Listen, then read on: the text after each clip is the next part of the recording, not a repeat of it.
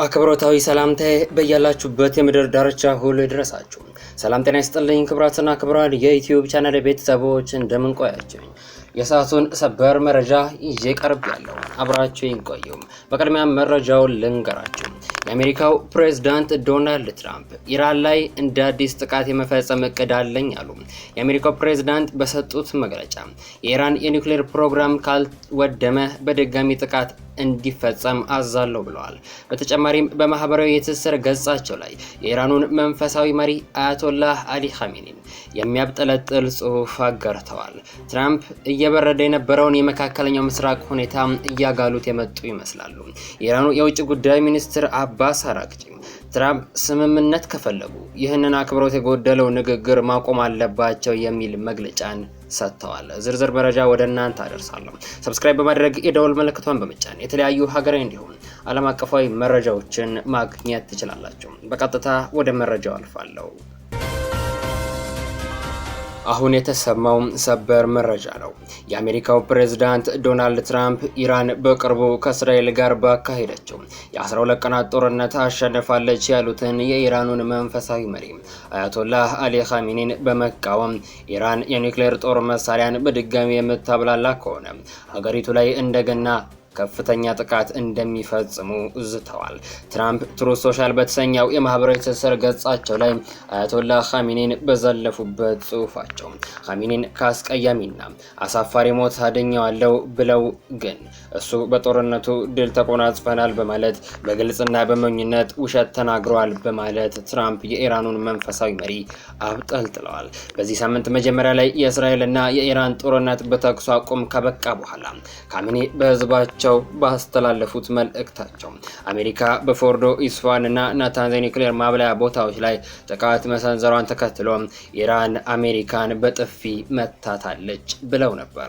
ትራምፕ በልጥፋቸው ግን አሜሪካ እስራኤልን በመጨረሻው ሰዓት እንድትወጣ አድርጋለች ብለዋል። ጨምረውም ሀገሪቱ ተበላሽታለች፣ 3 ክፉ የኒውክሌር ጣቢያዎች ተደምስሰዋል፣ እናም ኻሜኒ የት እንደተደበቀ በትክክል አውቃለሁ፣ እናም እስራኤል ወይም የአሜሪካ ጦር ኃይሎች እንዲገሉት ማድረግ ይችል ነበር ግን አላደረኩም ብለዋል።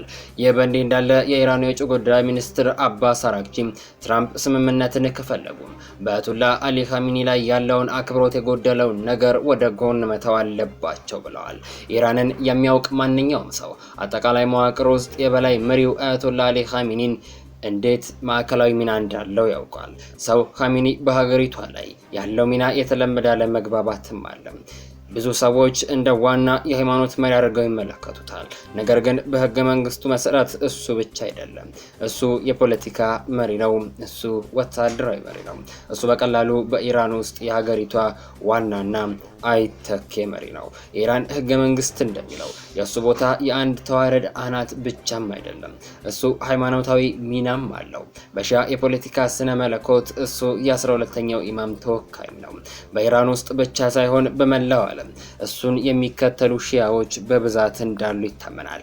ይህንን የሚያውቅ ሰው በይፋ ላለመተቸትና በተለይም ውሸት ነው ብሎ ላለመወንጀል ይጠነቀቃል። ትራምፕ ግን በአደባባይ የኢራኑን ቁንጮ ሰው በመናገራቸው በርካታ ኢራናውያን አስቆጥተዋል። በሌላ በኩል የአሜሪካ ጥቃቶች የኢራንን የኒውክሌር አቅም አውድመዋል የሚለው የብዙዎች ጥያቄ ነው። ሾልኮ የወጣው የስለላ ድርጅት ዘገባ ግን የትራምፕን አውድመነዋል የሚል ቃል ይቃረናል። ይህም ጥቃቱ ሀገሪቱን በወራት ብቻ ወደ ኋላ እንድትመለስ አድርጓል የሚል ነው።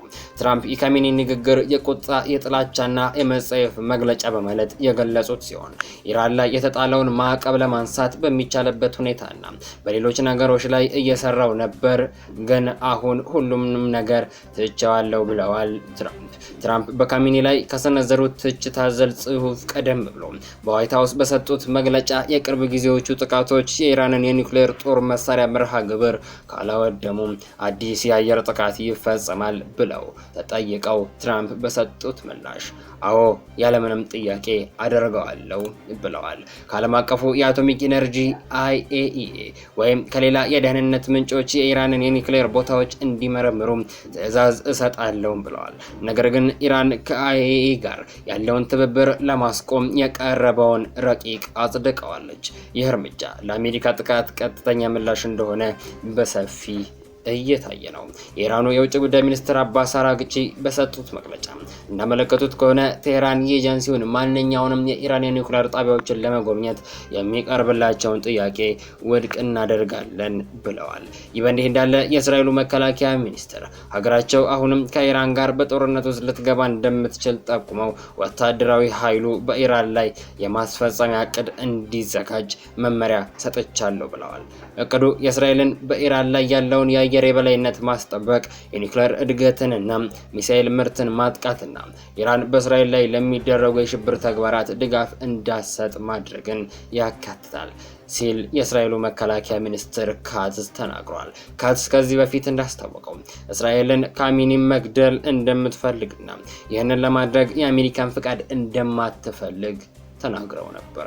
ክቡራን አድማጮች ለሰዓቱ ያስኩላችሁ መረጃ ይህን ይመስላል። ከጥቂት ሰዓታት በኋላ በሌሎች አዳዲስ መረጃዎች ተመልሰን እስክንገናኝ በያላችሁበት የምድር ዳርቻ ሁሉ ያማረና የተዋበ ጊዜ እንዲሆንላችሁ ተመኘው።